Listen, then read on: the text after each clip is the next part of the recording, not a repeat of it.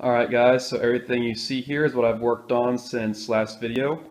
I've also acquired a barrel with a lid, which I'm using right now as kind of a stand. The only thing I've done to that is cut the hole out for the hopper. Won't talk about that now. Also won't talk about my circulation filter slash cooling down tank, and I also won't talk about my that's my secondary and that's my first circulation, cooling down, water condensing tank. Won't talk about those this video.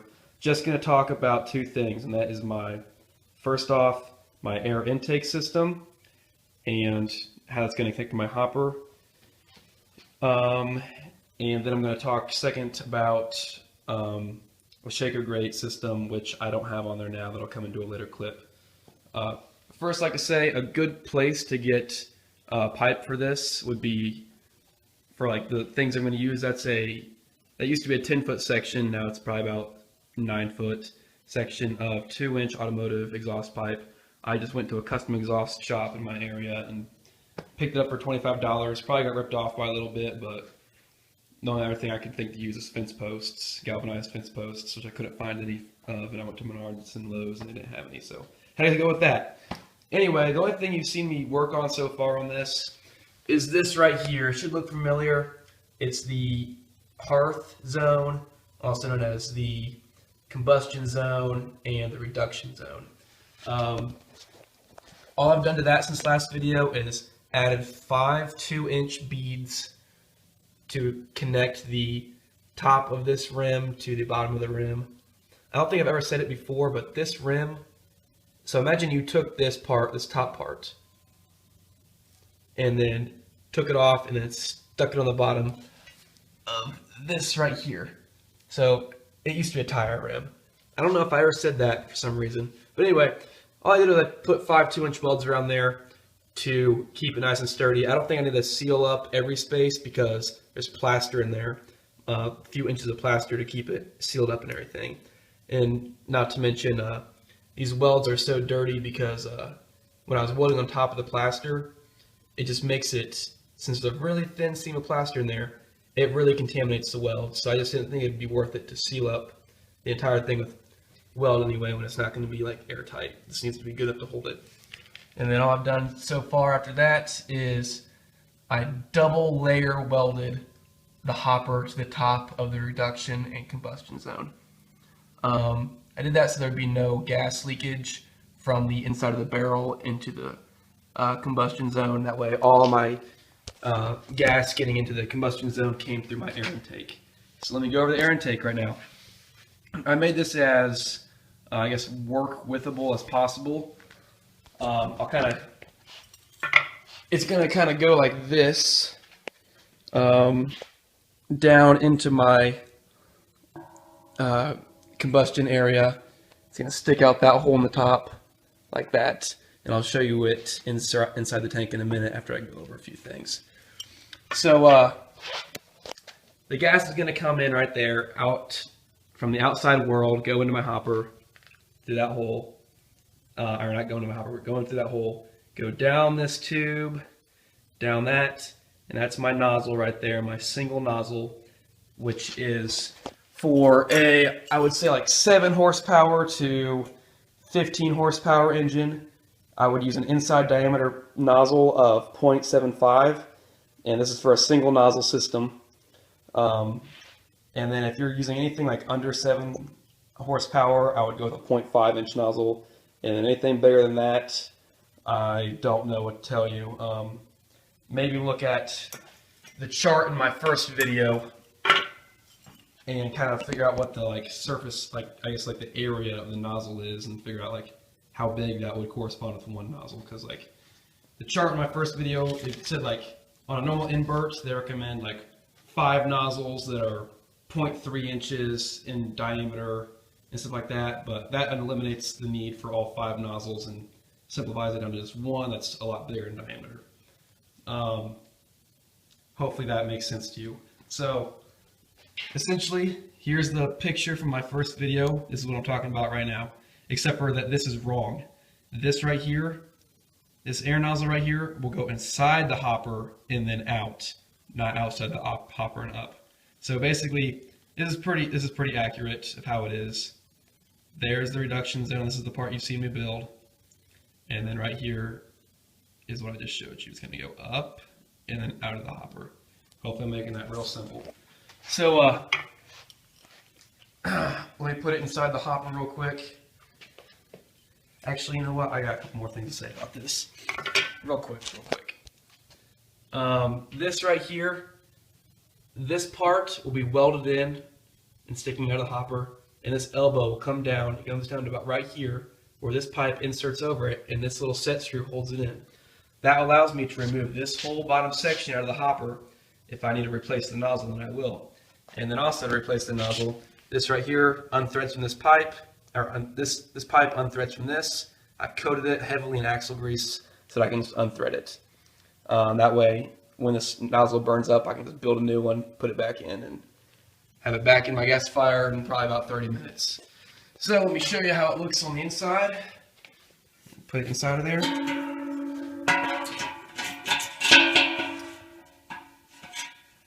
Now, that's what all you're going to see from the outside. The barrel will probably come to about, I don't know, right there.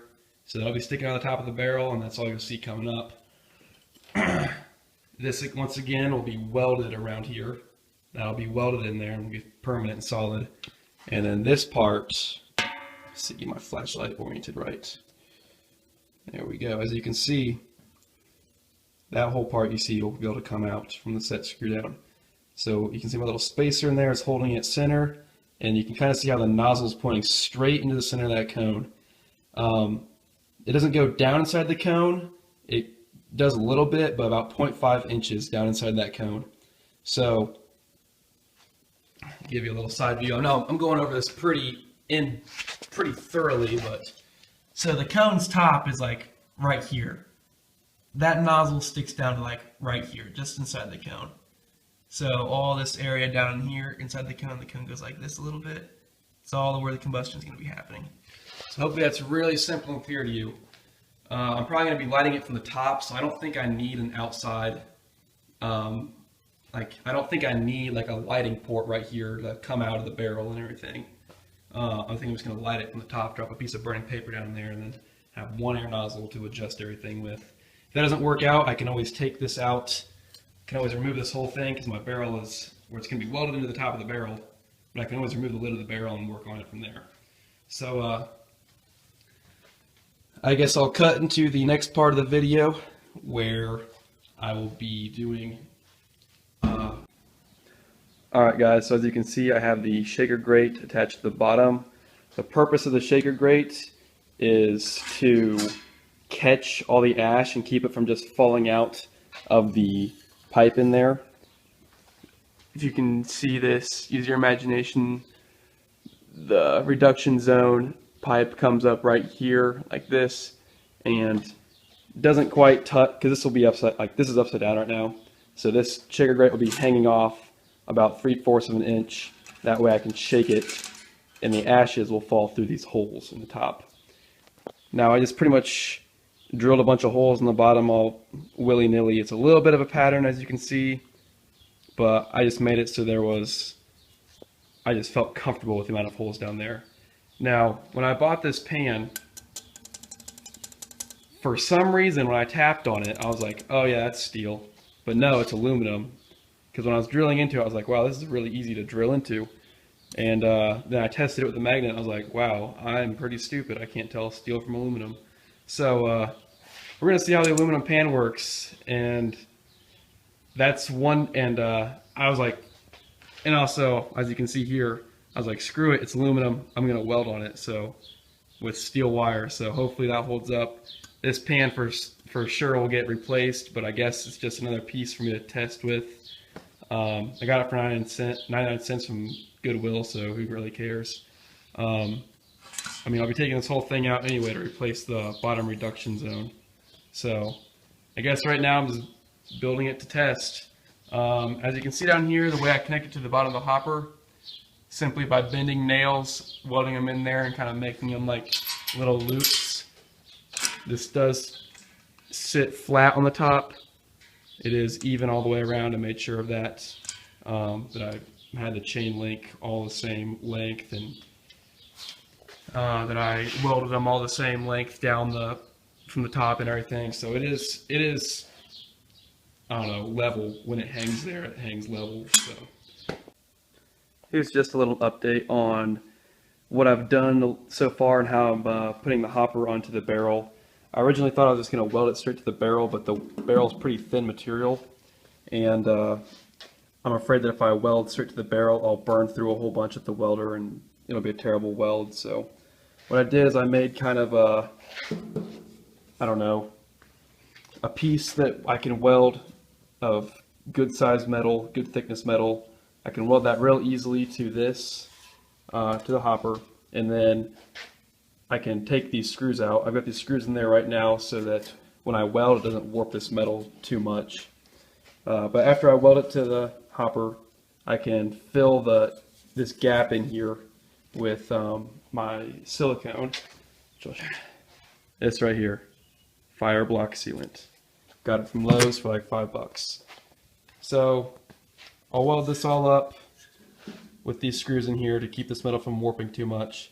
Take these screws out, fill this area full of that sealant, and then probably put the screws back in plus one between every single screw here, so I'll have double the amount of screws there. So, alright guys, sorry about the terrible lighting, but I have a door on my on the bottom of my barrel to kind of act as an ash kitchen door. As you can see how it's got two hinges right there and then two latches, so I can do that with it. I'll make a gasket out of that silicone right here, and I'll also take all these bolts and nuts out, or all these screws out, and seal them up with silicone and then put them back in. But that's for later. Right. I'm going to show you here. There's the bottom of my ash grate, and get this out of here. Sorry about the bad quality. Okay, there we go. So right there, that little thing with the loop on it is where my shaker arm is going to go into. It's going to stick right into there, and I'm going to be able to rock it back and forth to shake the shaker grate. I'll show you how I'm going to do that.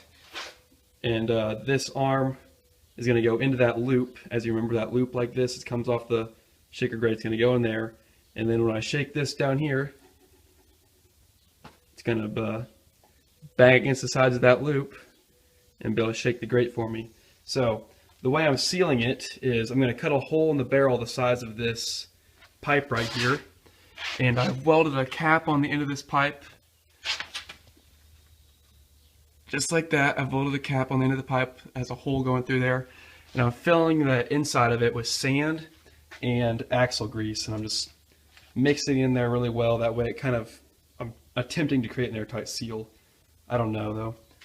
Then I'm going to put this cap on top, just like this, and then weld it on. Alright guys, just to give you a little better idea of how my shaker is going to work. You're looking through the barrel into a hole that my, I guess, shaker assembly is going to go through. At the shaker grate with the hole in it. So right here are my flashlights touching. It'll come out right now. This little loop, pay attention to that loop. The end of this is going to go into that loop, and then this is going to get welded into that barrel. There it is, my shaker grate without a handle welded in. I'll get a close-up inside there. I already got my flashlight laying down inside.